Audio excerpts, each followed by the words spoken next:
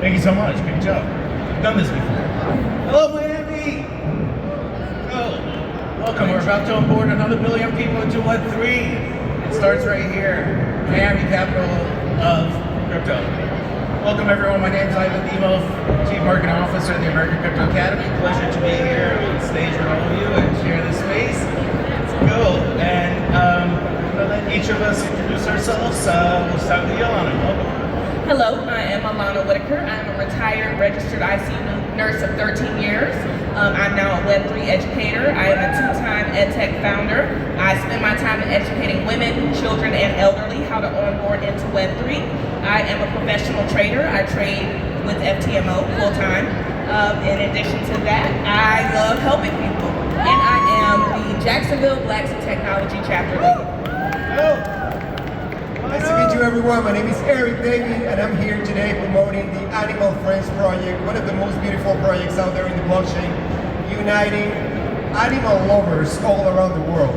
I am dedicated to content production in a spiritual way, connecting the brightest side of our lives to put out there in the world the best of ourselves. So thank you for being here. My name is Brian Fanzo.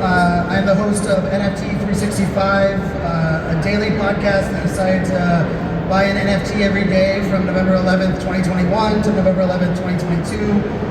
Minted an NFT on 18 different blockchains, 23 different marketplaces, every genre you could imagine from 2021 to 2022. We're on season 2 of the podcast, just crossed over 2 million downloads. Content creator, girl dad, now an AI artist, focused on removing the bias and stigma around ADHD and neurodiversity. So yes, I have art out there for that side. And for me, I've been a content creator for 10 years, full-time keynote speaker, and excited for the conversation. Excellent. Pleasure to share this stage with all of you. Let's jump right in there. Let's discuss how are we going to onboard the next billion people. Now, there are a lot of obstacles in our way. What are some of those obstacles that are currently standing in your way, in your opinion, and how can we eliminate those? Well, if you don't mind, I'm eager to respond to that question. Because how do we onboard the more people, the better, right? To the blockchain, to the NFT, so we can all grow together, change the world somehow. And just by allowing us to be here, it is very exciting because I'm part of this Animal Friends team. We're over there on a booth distributing some information and merch, so you can know that there is utility that are meant to be impactful and meaningful out there in the blockchain. NFT projects are for good in our approach, in our vision, in our project. And you are more than welcome to take over the blockchain for causes, to bring a little bit of light into this world. And my approach and the team approach to how can we onboard the more people to the blockchain is by creating an emotional engagement. So animals give so much love to humans that we are entitled and responsible to give back some of that love to them, right? And we are inviting foundations, we are working with foundations all across Latin America already. Colombia, Panama, Peru are some of the countries that are receiving the benefits of this project. So we're looking for donations, we're looking for funding, we're looking for artists, and it's happening.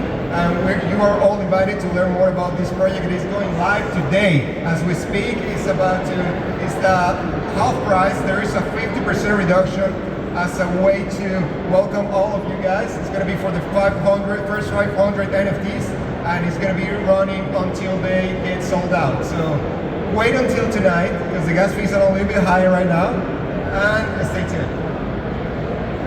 If I were to tackle the issues getting people into Web3, it's some of the same issues we have getting people into Web2. Do we have access to education?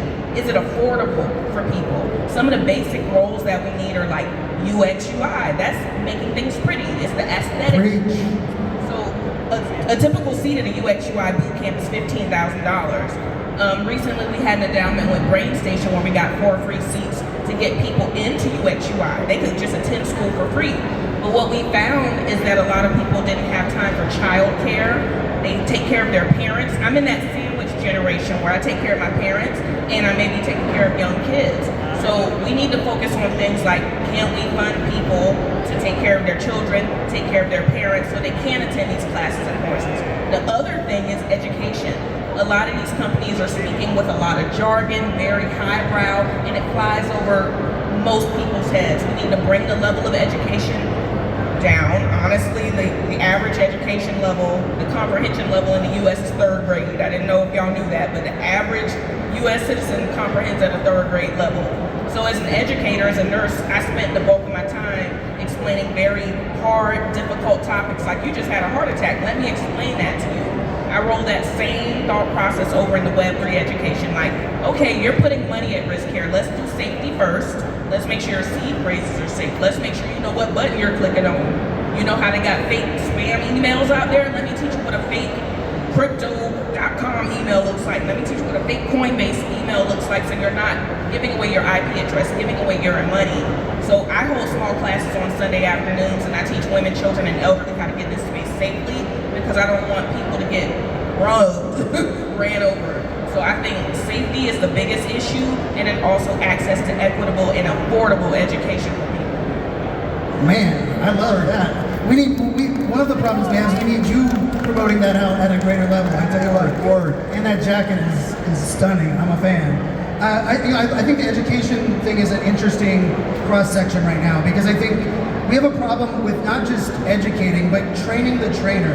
I think the train the trainer mindset is where we have to think about this, because if we're not helping the people we're educating talk about it with their friends, their family, or even explain it to themselves, it's so easy to be burnt out or to disregard or have one bad experience. And I will say, for me, I would change the title of this presentation to how can we reboard the first 1 million people that we lost from this space? Because there are a lot of people that we worked hard to educate, to inspire, to motivate. We had great use cases, we had great people, that we've lost them. They've had one bad experience. They clicked on their wallet and lost their life savings, right? March 20th of last year, I worked a decade in cybersecurity for the US government. 3 trips to Iraq, 2 to Afghanistan, 76 countries. I clicked on a bad link because my daughters were playing Roblox. I didn't take the time, and I got my entire wallet drained on the ApeCoin exploit. 340 NFTs I got to watch leave my wallet. Now, it was an operator error, my operator error. I was exploited through an email, but the truth of the matter is, I was already all in. I was doing a daily podcast. I changed my whole business, my model, and I stayed here. The amount of people that would have had one NFT that had my experience that we lost, those are the people we have to think about. How do we bring them back in? And then I'll also say we also have a use case problem. And by use case problem is not enough of them. And not enough use cases that are relatable. It's very easy to talk about, from the blue chip perspective on buying, selling, and value. But the question now becomes why? Why is this different than Web 2? What can I do now with this? And then what is this setting me up for the future? And so I think if we can start focusing on amplifying use cases, and then also this idea of reboarding, we'll start to get that growth mindset that I think will help solve a lot of those problems. I love it, thank you. Very good answers. I love that you talked about education, about security first, about reaching back to the people that were here that maybe were thought the wrong way. We have a huge opportunity, which is why the American Crypto Academy is in play, and we're about to launch our MVP here in a couple of weeks, doing my shameless plug in there. But everyone talks about education, we're actually doing something about it. We're doing it so everyone can understand it. We're not using the jargon that we've been using for the last several years. Nobody understands. I talk to my sister and I tell her one sentence and she looks at me like, I wish I knew what you were talking about. And it's like, now I gotta explain it. I gotta educate my sister who's older than me. So how can we ensure that everyone has access to what we're building here in order to be able to onboard them and provide the Web3 benefits that all of us are familiar with, regardless of their location, geographic location, or financial ability? So I truly believe the onus is on these companies that want to sell to us as end users. They have a responsibility to make sure that we know what we're clicking on, we know what we're using, we know what we're doing. So a lot of what I do, I consider myself a super connector. I like finding, you have this, you need this, let's get together and make something happen. So I'd rather approach a JP Morgan and Chase and say, hey, you have funds and you want to move into this space, you need to send some funds aside so we can educate people on how to use this project.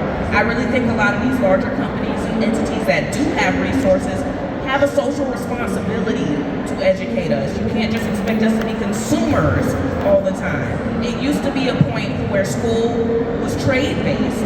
We were taught a skill, so when you graduated, you had something that you could utilize in your day-to-day basis. But now, you graduate school and you just go figure it out on your own, and we don't learn a second language until high school, and we need to restructure education altogether, honestly. So, to answer your question, it's on the companies, it's on these larger companies, and it's for us to find internal champions who want to work with us to make those changes. But it starts small. It really does start small, just a little bit of information. Yeah, I'll add on that because I think it's such an important component. And I'll also say the onus is on every project. Every project complains about a bear market and a dip in secondary sales. How many of those projects have invested in creators that are educating the future, like what you're doing there? Like when you talk about elderly and educating women and children, how many brands that are mad that we don't have enough people, but aren't putting money in the pockets of creators to do it? And we're losing creators that are educating every day in the space because we're turning creators into starving creators in a world that we're going to try to remove the starving from the starving artists, right? And I think that is a big piece of it. And just to tap into the UI, UX thing that you mentioned, we have to help protect ourselves from ourselves.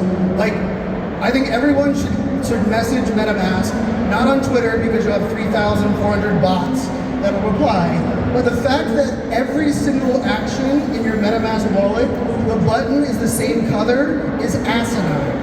That color of that button in everything else we do, if I'm transacting, it's one color, right? If I'm buying, it's one color. If I'm signing, it's one color.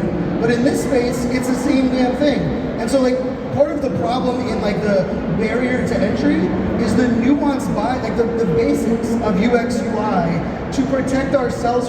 If that pop-up for me popped up and was red and said, you're authorizing your wallet to a contract, 0.0% chance of me clicking it. But instead, it popped up with the same picture as always pops up, and I just clicked sign and lost my wallet, right? And I think that to me is a big piece. And then the last thing I'll throw in is, and Anushka said this, who, you know, I'm a super fan of hers, who was just sitting up here. We definitely need to raise the bar in the sense of bringing more women into this space, and not women into this space to take on a women-led project, but women in this space to take over, let's face it, a lot of these men-led projects. That a lot of the barrier, a lot of the problems was not having the right people at the table to provide holistic views and understandings and empathy and compassion. We let the crypto bro world infiltrate, and now we're complaining because the crypto bro world of polarization, of I'm gonna hold on to what I know so you can't do it. That's right now where we're living, and I think the best way to kind of bridge that is we need women leaders, women executives, and we need brands investing in these women leaders. Awesome, right on there. I'd love to take on some of your points that I'm loving. You are somehow, or what I get from you is God is a designer too. So if designers are responsible for making the best work, they understand that they are part of this synergy that we all together are creating through education, through people doing the right questions, so people can gather up the best of their minds, facing technology and safety challenges. I think we all can make the change happen, right? So I believe Animal Friends, in this case, the project that brought me here, is doing that work. That's why I have been proudly working for the last year and a half. I'm taking a lot of time into design as well, understanding that there is a singularity that we need to be looking for inside of each other, and also supporting women empowerment, because we need you women out there balancing this world. We need the women wisdom. We have Stephanie, we have Carol, we have Ananda on the team, and I'm proud to know so many bright and beautiful, talented women out there in the space that just make this more beautiful. I love it. So more puppy therapy, more social responsibility, more inclusion of everyone and diversity. I love it all. I think I went to business college, and one of the things I learned there is that every corporation has social responsibility to provide back to society because of all the benefits they get back from us as consumers. But it's not a secret that those corporations are not investing back enough into the community. So I do agree, social responsibility, falling on the big brands that are yet to enter the space, and a lot of them entering their space are not doing their fair share. So I think it goes back to us, the people that are here and understand this, to teach them the way, show them the way. A lot of them enter Web3 and they want to do amazing things. Porsche entered, they wanted to sell 10,000 NFTs overnight, they sold 1,000. They had a rough time, but they didn't make any noise before that. They didn't connect with the community. They didn't educate themselves on what it is that they actually want to achieve besides making more profits. And so that's why, shameless plug, American Crypto Academy's SaaS model is free to begin. So because people don't know what they don't know in order to learn more. And so we'll start there. Thank you.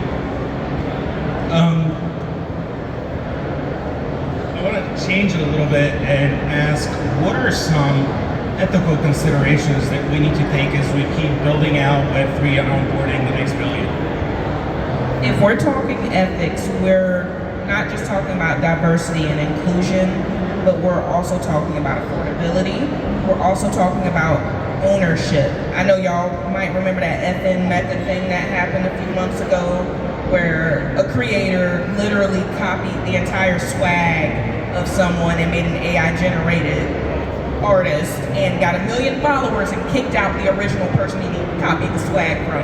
Who's to say the original person wasn't entitled to some of those royalties or some of the followers or the monetization that came from that following of that AI-generated artist? They shut it down. The community heard what happened and shut it down. But things like that, and Lenza, if you've heard of Lenza, where you can just create the most beautiful art in the world, but it feeds in data from other artists' input, so those original artists don't get credit. Where do we have the ethical responsibility to credit the creators? And how do we keep track of that? Where's the legal parameters in Web3? What happens if somebody puts out a phishing link? Can we hit them for fraud? Like, there's so many considerations that haven't even been started yet. Actually, on June 24th, I'll be back at Florida Memorial University with one of my mentors, Naja Roberts.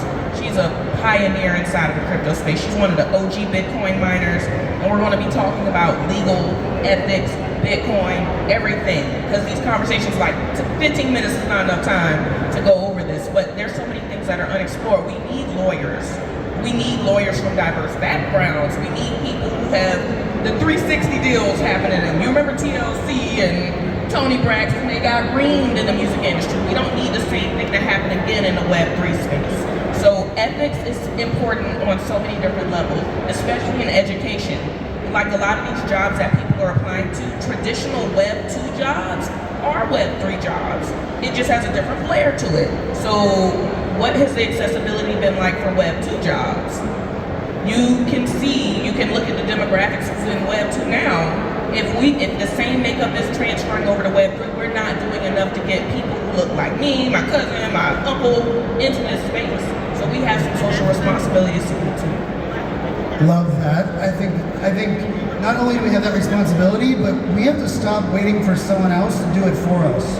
Like, we love decentralization, we love taking control, and then we love blaming the man for not unlocking this or not providing it. Like, if we want to put policies in control, stop allowing degen and activity like what's happening on Blur right now to infiltrate a lot of the things that we care about, right? The reason that OpenSea caved and made decisions that really took royalties out of people's pockets was because the degens and the day traders were louder than all of us.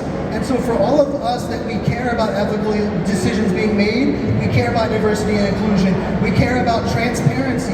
Silicon Valley Bank didn't fail. FTX was not a crypto Web3 problem, it was a greed problem from a sleazy, greedy human being that if it wasn't a blockchain, we would have had transparent access. We would have known where that money was, but let's face it, where the money wasn't, we would have seen. And so I think the challenge I have for all of us is stop supporting and being okay with the status quo or the current activities that are that blurred line. If we want the blurred line to disappear, stop supporting that shit and start activating and celebrating the good stuff happening. Thank you, Eric. We have 30 seconds as well. I'm taking about this approach of AI these days being on the news because it's becoming something dangerous, right? And the leaders are starting to realize that. We all know that since 1980 with Terminator, right? So it's not AI replacing humans, it's humans replacing humans who are not using AI. So the question is, how are we using AI? Are we giving the right credit to artists? Are we giving the right credits out, the right information transparency that we have out there? So I think it's an ongoing question that we need to make our own answers and take accountability for them and just lead by example. I think it's, we have to stand by our words. Absolutely. Do unto others as we want to be done unto us. And I think if we follow that general rule, we'll be good. Thank you, everyone. Let's take a quick 5 seconds. Where can everyone find you, please? Yeah, I'm iSocial fans everywhere. Podcast NFT 365, 82 podcasting apps, and on YouTube as well. So check it out. Animalfriends.io and EricDavid_expansive everywhere out there. LinkedIn, you can find me as Afro Butterfly, 1_. Also on Instagram, you can also go to BC, the number 2, and then BC.org. BC to BC. That's blue collar to the blockchain. Also, you can find me at digitalgreenbook.academy. Ivan Demo from LinkedIn. Easy. Thank you, everyone. Appreciate you. Have a great day and conference. Before you guys all Oh, yes. we get a picture before you break out.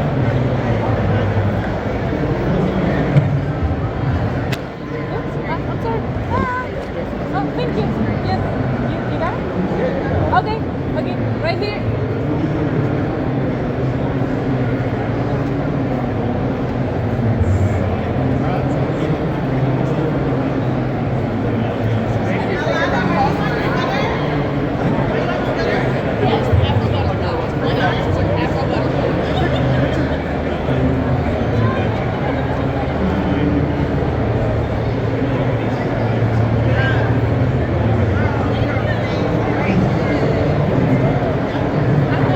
Thank you very much, guys. That was great. Next up, we have Community Insider. Let's talk royalty, rewards, and opportunities behind tokenization. And let's welcome to the stage Vanessa Callis. Tell me I pronounced